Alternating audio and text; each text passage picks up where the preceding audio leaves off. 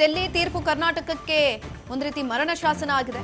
ಅಂದು ಬಂಗಾರಪ್ಪ ತೆಗೆದುಕೊಂಡಂತಹ ಧೈರ್ಯವನ್ನ, ಆ ನಿಲುವನ್ನ ಇವರು ಕೂಡ ತೆಗೆದುಕೊಳ್ಬೇಕು. ಕಾವೇರಿ ಹಕ್ಕಿಗಾಗಿ ಸರ್ಕಾರದ ಬೆಂಬಲಕ್ಕೆ ಕನ್ನಡ ಪರ ಹೋರಾಟಗಾರರು ಇದೀಗ ಕೇಳ್ಕೊಳ್ತಿದ್ದಾರೆ, ಮನವಿಯನ್ನ ಕೂಡ ಮಾಡ್ಕೊಳ್ತಿದ್ದಾರೆ. 3500 ಕ್ಯೂಸೆಕ್ ನೀರನ್ನು ತಮಿಳುನಾಡಿಗೆ ಹರಿಸುವ ಹಿನ್ನೆಲೆಯಲ್ಲಿ ಸಾಕಷ್ಟು ವಿವಾದಗಳು ಚರ್ಚೆಯಾಗ್ತಿದೆ. ನಮ್ಮ ಜೊತೆ ಸರ್, ಇವತ್ತು 3500 ಕ್ಯೂಸೆಕ್ ನೀರನ್ನು ಹರಿಸುವ ಸಲುವಾಗಿ ನಮ್ಮ ಕನ್ನಡ ಪರ ಹೋರಾಟಗಾರರೆಲ್ಲರೂ ಕೂಡ ಬೀದಿಗಿಳಿದಿರುವುದು. ಇದೇ ಒಂದು ಆಗಸ್ಟ್ 13ರಂದು ಬಂದ್ಗೆ ಕರೆ ನೀಡಿದ್ದೀರಾ, ಏನ್ ಹೇಳ್ತಾರೆ ಸರ್? ಸಂಪೂರ್ಣವಾಗಿ ಕರ್ನಾಟಕ ಬಂದ್ ಆಗುತ್ತೆ. ಎಲ್ಲ ಕನ್ನಡ ಸಂಘಟನೆಗಳು, ಜನಪರ ಸಂಘಟನೆಗಳು, ರೈತಪರ ಸಂಘಟನೆಗಳು ಈ ಬಂದ್ಗೆ ಬೆಂಬಲವನ್ನು ಕೊಡ್ತಾರೆ. ಆದ್ರಿಂದ ಬಂದ್ ಸಂಪೂರ್ಣವಾಗುತ್ತೆ. ಸರಿ, ಯಾವೆಲ್ಲ ಸಂಘಟನೆಗಳು ಬೆಂಬಲವನ್ನು ಸೂಚಿಸಿರೋದು ಕನ್ನಡ ಪರ ಸಂಘಟನೆಗಳನ್ನು ಹೊರತುಪಡಿಸಿ? ಎಲ್ಲ ಸಂಘಟನೆ, ರೈತ ಸಂಘಟನೆಗಳು, ಹೋಟೆಲ್ ಸಂಘಟನೆಗಳು, ಕಾರ್ಮಿಕ ಸಂಘಟನೆಗಳು ಎಲ್ಲರೂ ಸಹ ಬೆಂಬಲವನ್ನು ಕೊಡ್ತಾ ಇದ್ದಾರೆ. ಆದ್ರಿಂದ ಸಂಪೂರ್ಣ ಬಂದಾಗುತ್ತೆ. ಸರ್, ಇನ್ನು ಒಂದು ಭಾನುವಾರ ಸರ್ವ ಪಕ್ಷಗಳ ಸಭೆಯನ್ನು ಕರೆದಿರುವಂತದ್ದು ಸಿಎಂ. ಆ ಒಂದು ಸಂದರ್ಭದಲ್ಲಿ ಏನೆಲ್ಲ ಆಗ್ಬೋದು ಚರ್ಚೆಗಳು? ನಿಮ್ಮನ್ನ ಯಾರು ಕೂಡ ಕನ್ನಡ ಪರ ಸಂಘಟನೆಗಳನ್ನ ಯಾರನ್ನೂ ಕೂಡ ಕರೆದಿಲ್ಲ ಅನ್ನುವಂತ ಮಾತುಗಳನ್ನ ವಾಟಾಳ್ ಸರ್ ಕೂಡ ಹೇಳಿದ್ದು. ಇದ್ರ ಬಗ್ಗೆ ಏನ್ ಹೇಳ್ತೀರಿ? ಖಂಡಿತವಾಗಲೂ ಎಲ್ಲರನ್ನೂ ಸಭೆಗೆ ಕರಿಬೇಕಿತ್ತು. ಆದ್ರೂ ಅವರು ಸಭೆಗೆ ನಮ್ಮನ್ನು ಕರೆದಿಲ್ಲ ಅಂದ್ರೂ ಪರವಾಗಿಲ್ಲ, ನೀರನ್ನು ನಿಲ್ಲಿಸಿದ್ರಾಯ್ತು. ಬಂಗಾರಪ್ಪನವ್ರ ರೀತಿ ಸುಗ್ರೀವಾಜ್ಞೆ ತರೋದ್ರ ಮುಖಾಂತರ ನೀರನ್ನ ನಿಲ್ಲಿಸಬೇಕನ್ನೋದು ಒತ್ತಾಯವನ್ನ ಮಾಡ್ತಾ ಇದ್ದೀವಿ. ಕನ್ನಡ ಪರ ಹೋರಾಟಗಾರರ ಪರವಾಗಿ ಸರ್ಕಾರ ನಿಲುವನ್ನು ತೆಗೆದುಕೊಳ್ಳುತ್ತೆ ಅನ್ನುವಂತಹ ಬೆಂಬಲ ನಿಮಗೆ ಇದೆಯಾ? ಅದಕ್ಕಾಗಿ ಬಂದ್ನ ಡೇಟನ್ನು ಮುಂದಕ್ಕೆ ಹಾಕಿದ್ದೀವಿ, 13ನೇ ತಾರೀಕು ಹಾಕಿದ್ದೀವಿ. ನೀರನ್ನ ಬಿಟ್ಟರೆ ಬಂದ್ ಮಾಡ್ತೀವಿ, ನೀರು ಬಿಟ್ಟಿಲ್ಲ ಅಂದ್ರೆ ಬಂದು ವಾಪಸ್ ತಗೊಂತೀವಿ. ಇದಿಷ್ಟು ಕೂಡ ಕನ್ನಡ ಪರ ಹೋರಾಟಗಾರ ಪ್ರವೀಣ್ ಶೆಟ್ಟಿ ಅವರ ಮಾತುಗಳು. ಕ್ಯಾಮರಾಮನ್ ಶ್ರೀನಿವಾಸ್ ಜೊತೆ ವಿನೋದ್ ಅಜರ್, ರಾಜು, ಬೆಂಗಳೂರು. ಎಸ್ ನೋಡಿ, ಪ್ರವೀಣ್ ಶೆಟ್ಟಿ ಅವರು ಮಾತನಾಡೋದನ್ನ ಗಮನಿಸಿದ್ವಿ. ಅದರ ಜೊತೆಯಲ್ಲಿ ಸಾರಾ ಗೋವಿಂದ್ ಅವರು ಮಾತನಾಡೋದನ್ನ ಗಮನಿಸಿದ್ವಿ. ಅದೇ ರೀತಿಯಾಗಿ ವಾಟಾಳ್ ನಾಗರಾಜ್, 3 ಜನನು ಕೂಡ ಹೇಳ್ತಾ ಇರೋದು ತಮಿಳುನಾಡಿಗೆ ಯಾವುದೇ ಕಾರಣಕ್ಕೂ ಕೂಡ ನೀರನ್ನ ಬಿಡಬಾರದು. ಅದರ ಜೊತೆಯಲ್ಲಿ ಕರ್ನಾಟಕ ಬಂದ್ಗೆ ಆಲ್ರೆಡಿ ನಾವು ನಿರ್ಧಾರವನ್ನ ಮಾಡಿದ್ದೇವೆ. 80ಕ್ಕೂ ಹೆಚ್ಚು ಸಂಘಟನೆಗಳು ನಮಗೆ ಬೆಂಬಲವನ್ನ ವ್ಯಕ್ತಪಡಿಸ್ತಾ ಇದ್ದೀವಿ. ಆಗಸ್ಟ್ 13ನೇ ತಾರೀಕು ಈ ಒಂದು ಬಂದ್ ಇರೋದ್ರಿಂದ ಸರ್ಕಾರ ಕೂಡ ಆದಷ್ಟು ಬೇಗ ಈ ಒಂದು ಕಾನೂನು ಹೋರಾಟ ಅನ್ನೋದೇನಿದೆ ಅದರ ಕುರಿತಾಗಿ ನಿರ್ಧಾರವನ್ನ ತೆಗೆದುಕೊಳ್ಳಬೇಕು ಅಂತ ಕೂಡ ಹೇಳಲಾಗ್ತಾ ಇರುವಂತದ್ದು. ಇನ್ನು ಡಿ.ಕೆ. ಶಿವಕುಮಾರ್ ಅವರು ಕೂಡ ಒಂದು ಪ್ರೆಸ್ ಮೀಟ್ ಅನ್ನ ಮಾಡ್ತಾರೆ. ಚರ್ಚೆಯನ್ನ ಮಾಡಿದ ಬಳಿಕ ಅವರು ಕೂಡ ಸ್ಪಷ್ಟನೆಯನ್ನ ಕೊಟ್ಟಿದ್ದಾರೆ. ಆಗಸ್ಟ್ 3ನೇ ತಾರೀಕು ವಿಜಯ್ ಅವರು ಕರ್ನಾಟಕಕ್ಕೆ ಬರಬೇಕಾಗಿತ್ತು. ಇವಾಗ ಅವರು ಕೂಡ ಕರ್ನಾಟಕಕ್ಕೆ ಬರ್ತಾ ಇಲ್ಲ. ಯಾಕಂತಂದ್ರೆ ಫೋನ್ ಮುಖಾಂತರನೇ ನಾನು ಎಲ್ಲವನ್ನೂ ಕೂಡ ಚರ್ಚೆ ಮಾಡಿದ್ದೀನಿ ಅಂತ ಡಿ.ಕೆ. ಶಿವಕುಮಾರ್ ಅವರು ಕೂಡ ಸ್ಪಷ್ಟನೆಯನ್ನ ಕೊಟ್ಟಿದ್ದಾರೆ. ಅವ್ರು ಬರ್ತಾ ಇಲ್ಲ.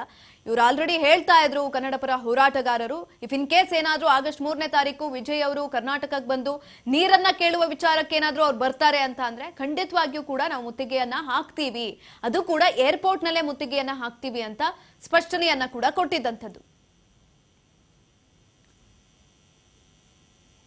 ಎಸ್, ಈ ಕುರಿತಾಗಿ ಹೆಚ್ಚಿನ ಮಾಹಿತಿಯನ್ನ ತಿಳ್ಕೊಳ್ತಾ ಹೋಗೋಣ. ನಮ್ಮ ಪ್ರತಿನಿಧಿ ವಿನುತಾ ಸಂಪರ್ಕದಲ್ಲಿದ್ದಾರೆ. ಎಸ್ ವಿನುತಾ, ಈಗ ಆಲ್ರೆಡಿ ಈ ಒಂದು ಕಾವೇರಿ ಕಿಚ್ ಅನ್ನೋದೇನಿತ್ತು ಅದು ಜಾಸ್ತಿ ಆಗ್ತಾ ಇದೆ. ವಾಟಾಳ್ ನಾಗರಾಜ್ ನೇತೃತ್ವದಲ್ಲಿ ಒಂದು ಸಭೆ ಕೂಡ ಆಯಿತು.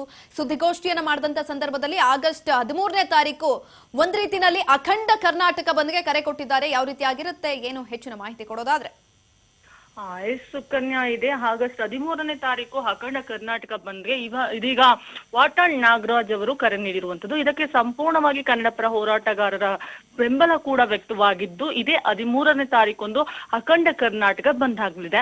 ಇನ್ನು ಈ ಒಂದು ಸಂದರ್ಭದಲ್ಲಿ ಒಂದು ನಮ್ಮ ಬೆಂಗಳೂರು ಆಗಿರ್ಬೋದು ಅಥವಾ ಗಡಿಭಾಗಗಳಾಗಿರ್ಬೋದು ಎಲ್ಲ ಕಡೆಯಿಂದಲೂ ಕೂಡ ಸಂಪೂರ್ಣವಾಗಿ ಬಂದ್ ವ್ಯಕ್ತವಾಗಿರುತ್ತೆ. ಜೊತೆಗೆ ಯಾವೆಲ್ಲ ಎಮರ್ಜೆನ್ಸಿಗೆ ಬೇಕಾದಂತಹ ಆಸ್ಪತ್ರೆಗಳಾಗಿರ್ಬೋದು, ಮೆಡಿಸಿನ್ಗಳಾಗಿರ್ಬೋದು, ಹಾಲು, ಈ ರೀತಿಯ ಮೂಲ ಸೌಕರ್ಯಗಳು ಎಲ್ಲ ಕಡೆ ಕೂಡ ಲಭ್ಯವಿರುತ್ತೆ.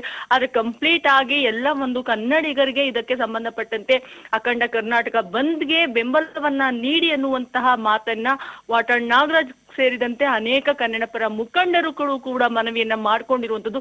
ಯಾಕಂದ್ರೆ ಇಲ್ಲಿ ಇದು ಕಾವೇರಿ ಅನ್ನೋದು ನಮ್ಮ ತಾಯಿ, ಇದನ್ನ ಉಳಿಸಿಕೊಳ್ಳುವಂತಹ ಪ್ರಯತ್ನಕ್ಕೆ ನಾವೆಲ್ಲರೂ ಕೂಡ ಒಗ್ಗೂಡ್ಲೇಬೇಕು.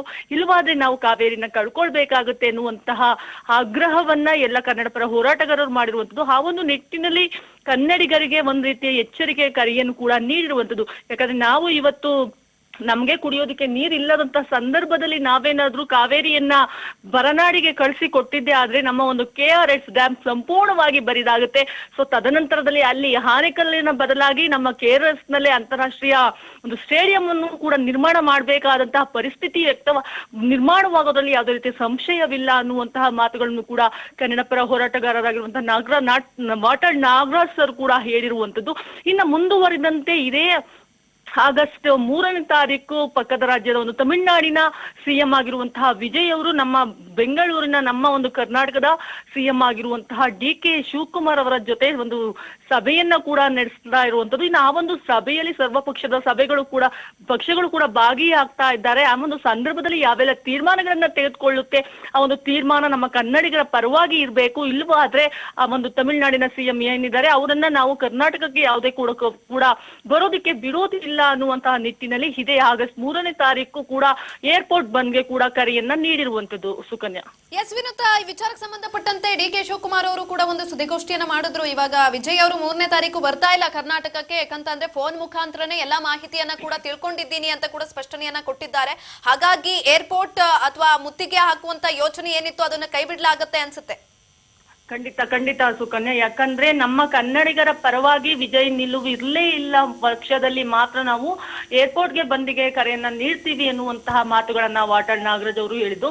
ಸೊ ಇದಾದ ಬಳಿಕ ಇಲ್ಲಿನ ಬೆಳವಣಿಗೆಯನ್ನ ಗಮನಿಸ್ತಾ ಹೋದ್ರೆ ಏನು ಸಿಎಂ ವಿಜಯ್ ಅವರು ನಮ್ಮ ಕರ್ನಾಟಕಕ್ಕೆ ಬಾರದ ಕಾರಣವಾಗಿ ಅವತ್ತು ಯಾವುದೇ ರೀತಿಯಲ್ಲೂ ಕೂಡ ಏರ್ಪೋರ್ಟ್ ಬಂದನ್ನ ಮಾಡುವಂತಹ ಸಾಧ್ಯತೆ ಆದಷ್ಟು ಕಡಿಮೆ ಇರುವಂತದ್ದು.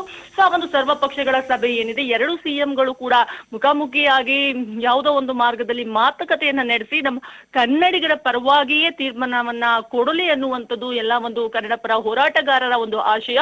ಜೊತೆಗೆ ಒಂದು ವೇಳೆ ಕನ್ನಡಿಗರ ಪರವಾಗಿ ಕನ್ನಡದ ವಿರೋಧವಾಗಿ ಏನಾದ್ರೂ ಇಲ್ಲಿ ಒಂದು ತೀರ್ಮಾನಗಳು ಆಯ್ತು ಅಂತ ಅಂದ್ರೆ ನಾವು ಅಖಂಡ ಬಂದ್ಗೆ ಕರೆಯನ್ನ ಕೊಡ್ತೀವಿ 13ನೇ ತಾರೀಕು. ಒಂದು ವೇಳೆ ಏನಾದ್ರೂ ಕನ್ನಡಿಗರ ಪರವಾಗಿ ಈ ಒಂದು ತೀರ್ಮಾನ ಹೊರ ಬಿದ್ದಿದ್ದೆ ಆದ್ರೆ ಯಾವುದೇ ರೀತಿಯಲ್ಲೂ ಕೂಡ ಬಂದನ್ನ ಮಾಡೋದಿಲ್ಲ, ಬಂದನ್ನ ಸಂಪೂರ್ಣವಾಗಿ ಕೈ ಬಿಡಲಾಗ್ತದೆ ಅನ್ನುವಂತಹ ಮಾತುಗಳನ್ನು ಕೂಡ ಕನ್ನಡ ಪರ ಹೋರಾಟಗಾರರು ತಿಳಿಸಿರುವಂತದ್ದು. ಧನ್ಯವಾದಗಳು ವಿನುತಾ ಹೆಚ್ಚಿನ ಮಾಹಿತಿಗಾಗಿ.